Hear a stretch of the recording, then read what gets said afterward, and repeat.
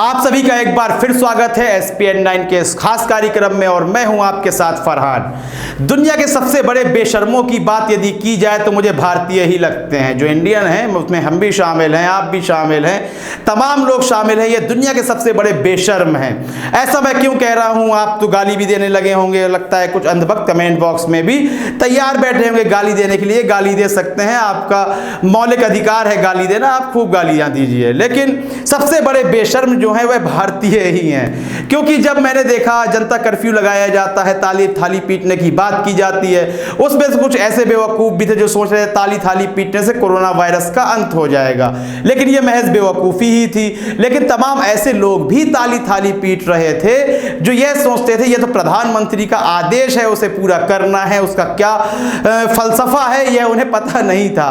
लेकिन उन्हीं अंधभक्तों में ऐसी जमात थी जिन्हें यह भी पता था कि हम कोरोना वॉरियर्स के लिए ताली और थाली पीट रहे हैं। लेकिन गुजरात में जो लोग गरबा करती हुई, नृत्य करती हुई औरतें नजर आ रही थी, क्या वह उन कोरोना वॉरियर्स के लिए कर रही थी?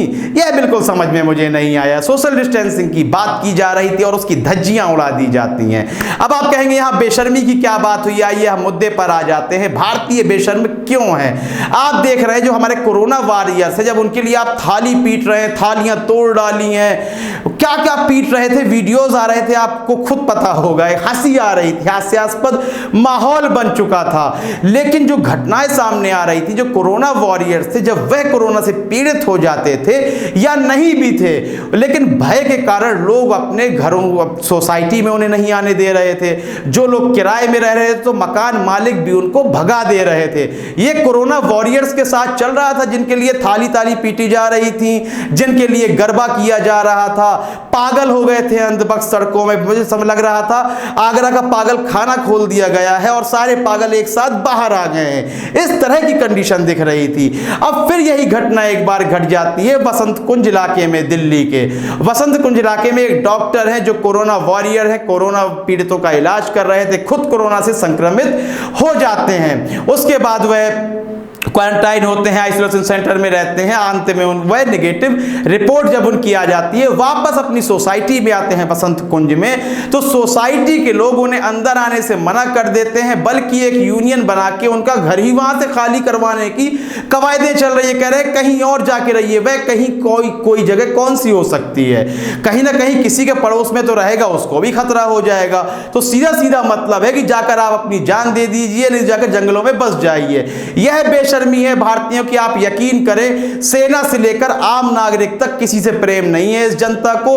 वही सेना का जवान जब सरहद से निकलकर सड़कों पर चल रहा होता है तो उसको पिटाई खाते हुए हमने अपनी आंखों से देखा है। CRPF के जवानों पर पत्थर बरसाते हुए राम रहीम के समर्थकों द्वारा, आसर राम के समर्थकों द्वारा, तमाम जितने भी यहां आतंकी संगठन हैं, जो गैर राजनीतिक दल हैं, उनके द्वारा पत्थर बरसाते हुए हमने देखा है। पुलिस वालों को मार खाते हुए हमने देखा है। और सुबोध कुमार की हत्या तो एक ताजा उदाहरण है जिसको शायद लोग भूल चुके हैं। मारने वाले कौन थे सबको पता है, लेकिन आज तक कोई पकड़ा नहीं गया, बल्कि जो संदिग्ध थे, आरोपी थे, उन्हें रिहा कर दिया जाता है और उनकी वाहवाही की जाती है। तो इसलिए ही मैं कह रहा हूं कि जो भारत की जनता है, मेरी नजर में सबसे बड़ी बेशर्म है, कायर है। आपको क्या इस संबंध में लगता है? हमें आपकी राय का इंतजार रहेगा। अपनी राय देना बिल्कुल भी ना भूलें। कार्यक्रम को लाइक करें, ज्यादा से ज्यादा शेयर करें और चैनल को सब्सक्राइब अवश्य कर दें। तब तक के लिए इजाजत दीजिए। धन्यवाद।